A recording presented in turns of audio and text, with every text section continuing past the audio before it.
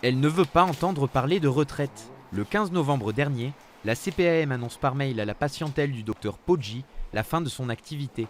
Un bug malencontreux. Comme elle, près de 160 autres médecins traitants ont fait les frais de cette erreur informatique.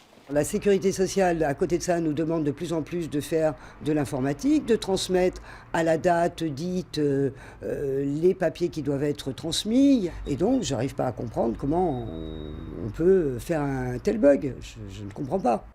Un bug reconnu par l'assurance maladie et qui n'aura au final duré que 3 heures. On a pris toutes les dispositions dans un délai très très court pour éviter tout désagrément pour les professionnels de santé et limiter au maximum l'impact pour eux et pour les assurés. À l'origine de cette erreur, un logiciel qui a confondu changement de statut et départ à la retraite.